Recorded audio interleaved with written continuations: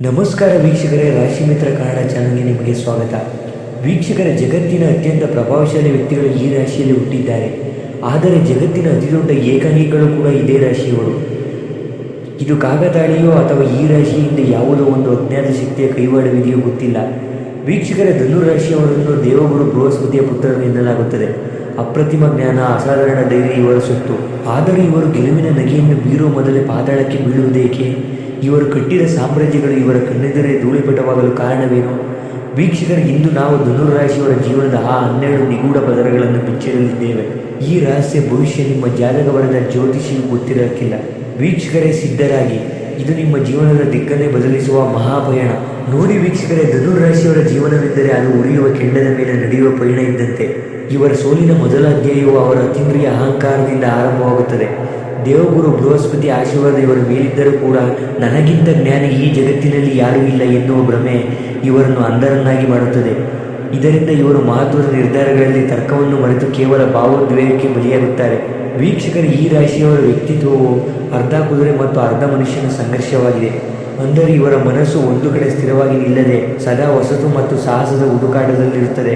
ಈ ಚಂಚಲತೆಯ ಶಾಪವಾಗಿ ಪರಿಣಮಿಸಿ ಕೈಗೆ ಬಂದ ತುತ್ತು ಬಾಯಿಗೆ ಬರದಂತೆ ಅರ್ಧಕ್ಕೆ ನಿಂತ 100 ಯೋಜನೆಗಳ ಸ್ಮಶಾನವನ್ನು ಇವರ ಜೀವನದಲ್ಲಿ ನಿರ್ಮಿಸುತ್ತದೆ.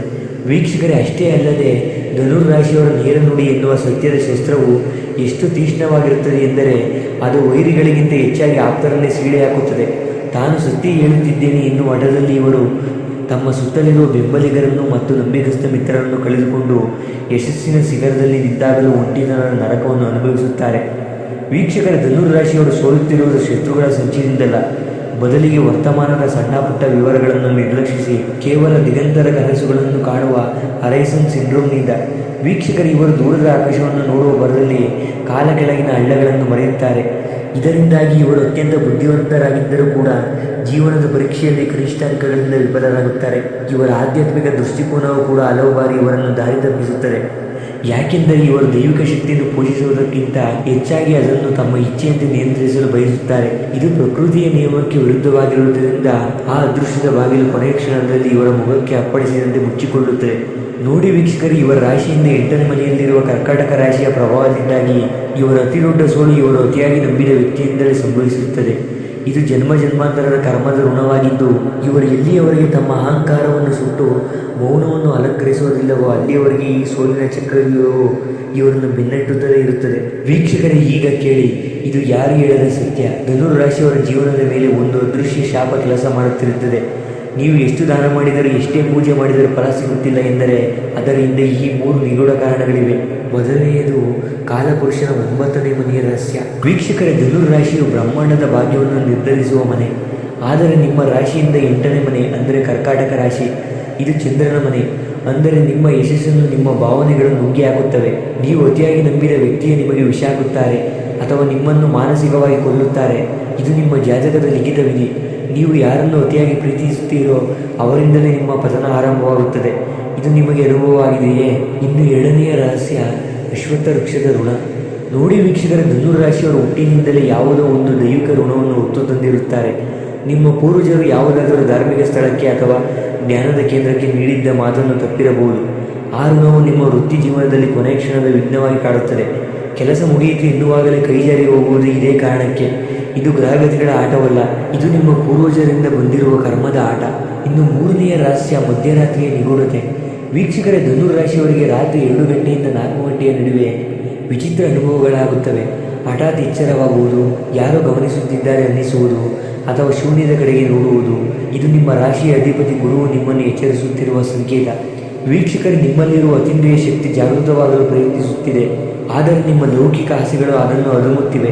ಈ ಘರ್ಷಣೆಯೇ ನಿಮ್ಮನ್ನು ದೈಹಿಕವಾಗಿ ಮತ್ತು ಮಾನಸಿಕವಾಗಿ ಸೋಲಿಸುತ್ತಿವೆ. ನೋಡಿ ವೀಕ್ಷಕರ, ಧನುರಾಶಿಯವರ ಜೀವನದ ಈ ಸುದೀರ್ಘ ವಿಶ್ಲೇಷಣೆಯ ನಂತರ ನಮಗೆ ತಿಳಿಯುವ ಅಂತಿಮ ಸತ್ಯ ಒಂದೇ: ನೀವು ಸೋಲಲು ಹುಟ್ಟಿದವರಲ್ಲ, ಬದಲಿಗೆ ಸೋಲನ್ನು ಸೋಲಿಸಲು ಹುಟ್ಟಿದವರು. ನಿಮ್ಮ ಜೀವನದಲ್ಲಿ ಎದುರಾದ ಪ್ರತಿ ಹಿನ್ನಡೆ, ಪ್ರತಿ ಮೋಸ ಮತ್ತು ಪ್ರತಿ ನೋವು ಕೂಡ ನಿಮ್ಮ ಅಹಂಕಾರದ ಪದರಗಳನ್ನು ಸುಟ್ಟು ನಿಮ್ಮನ್ನು ಒಬ್ಬ ಪರಿಪೂರ್ಣ ಮನುಷ್ಯನನ್ನಾಗಿ ರೂಪಿಸಲು ಪ್ರಕೃತಿ ಹೂಡಿದ ಸಂಚು ಅಷ್ಟೇ. ಆತ್ಮೀಯ ಧನುರಾಶಿಯವರೇ, ನೀವು ನೆನಪಿಡಬೇಕಾದ ಬಹುದೊಡ್ಡ ರಹಸ್ಯವೇನೆಂದರೆ ನಿಮ್ಮ ಬಿಲ್ಲು ನಿಮ್ಮ ಬುದ್ಧಿವಂತಿಕೆ, ಆದರೆ ನಿಮ್ಮ ಬಾಣ ನಿಮ್ಮ ಆತ್ಮವಿಶ್ವಾಸ. ಆದರೆ ನಿಮ್ಮ ಗುರಿ ಮಾತ್ರ ಸದಾ ನಿಮ್ಮ ಧರ್ಮ ಮತ್ತು ಸತ್ಯದ ಮೇಲಿರಬೇಕು. ಯಾವಾಗ ನೀವು ಬೇರೆಯವರನ್ನು ಮೆಚ್ಚಿಸಲು ಅಥವಾ ಅಸೂಯೆಯಿಂದ ಓಡಲು ಶುರು ಮಾಡುತ್ತೀರೋ ಆಗಲೇ ನಿಮ್ಮ ಪತನ ಆರಂಭವಾಗುತ್ತದೆ. ವೀಕ್ಷಕರೇ, ನಿಮ್ಮ ಸೋಲಿಗೆ ಹೊರಗಿನ ಶತ್ರುಗಳ ಅಗತ್ಯವಿಲ್ಲ. ನಿಮ್ಮೊಳಗಿನ ಚಂಚಲತೆ ಮತ್ತು ಅತಿಯಾದ ಆಶಾವಾದವೇ ಸಾಕು. ಆದರೆ ಯಾವ ಕ್ಷಣದಲ್ಲಿ ನೀವು ಮೌನದ ಶಕ್ತಿಯನ್ನು ಅರಿತು ನಿಮ್ಮ ಗುರುಗ್ರಹದ ಆಶೀರ್ವಾದವನ್ನು ವಿನಯದ ಮೂಲಕ ಸ್ವೀಕರಿಸುತ್ತೀರೋ ಅಂದು ಇಡೀ ಬ್ರಹ್ಮಾಂಡವೇ ನಿಮ್ಮ ಯಶಸ್ಸಿಗೆ ದಾರಿ ಮಾಡಿಕೊಡುತ್ತದೆ. ವೀಕ್ಷಕರೇ, ನಿಮ್ಮ ಹಣೆಬರಹವು ಯಾವುದೇ ಗ್ರಹಗತಿಗಳ ಕೈಯಲ್ಲಿಲ್ಲ, ಬದಲಿಗೆ ನಿಮ್ಮ ಇಂದಿನ ನಿರ್ಧಾರಗಳಲ್ಲಿದೆ. ಇತಿಹಾಸವನ್ನು ಒಮ್ಮೆ ತಿರುಗಿ ನೋಡಿ. ಜಗತ್ತನ್ನು ಆಳಿದ ಮಹಾನ್ ವ್ಯಕ್ತಿಗಳೆಲ್ಲರೂ ಧನುರ್ ರಾಶಿಯ ಈ ಕಠಿಣ ಪರೀಕ್ಷೆಗಳನ್ನು ಎದುರಿಸಿಯೇ ಸಿಂಹಾಸನ ಏರಿದ್ದಾರೆ. ವೀಕ್ಷಕರೇ, ನಿಮ್ಮ ಜೀವನದ ಕತ್ತಲೆ ಮುಗಿಯುವ ಸಮಯ ಬಂದಿದೆ.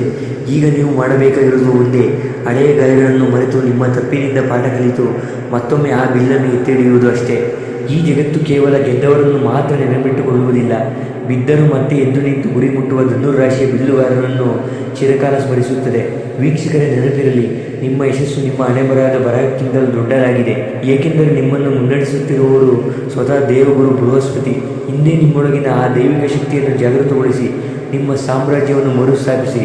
ನಿಮ್ಮ ಪಯಣ ಇಲ್ಲಿಗೆ ಮುಗಿಯುವುದಿಲ್ಲ, ಇದು ನಿಮ್ಮ ಹೊಸ ಅಧ್ಯಾಯದ ಭವ್ಯ ಆರಂಭ ಅಷ್ಟೇ. ವೀಕ್ಷಕರೇ, ಸತ್ಯದ ಹಾದಿಯಲ್ಲಿ ನಡೆಯಿರಿ. ವಿಜಯಲಕ್ಷ್ಮಿ ತಾನಾಗಿಯೇ ನಿಮ್ಮನ್ನು ಹುಡುಕಿಕೊಂಡು ಬರುತ್ತಾಳೆ. ಆತ್ಮೀಯ ಧನುರ್ ರಾಶಿಯವರೇ, ಈ ಮಾಹಿತಿ ನಿಮಗೆ ಉಪಯುಕ್ತವೆನಿಸಿದರೆ ಈ ವಿಡಿಯೋಗೆ ಒಂದು ಲೈಕ್ ಮಾಡಿ, ಹಾಗೆ ನಮ್ಮ ರಾಶಿ ಮಿತ್ರ ಚಾನಲನ್ನು ಸಬ್ಸ್ಕ್ರೈಬ್ ಮಾಡಿ. ಧನ್ಯವಾದಗಳು.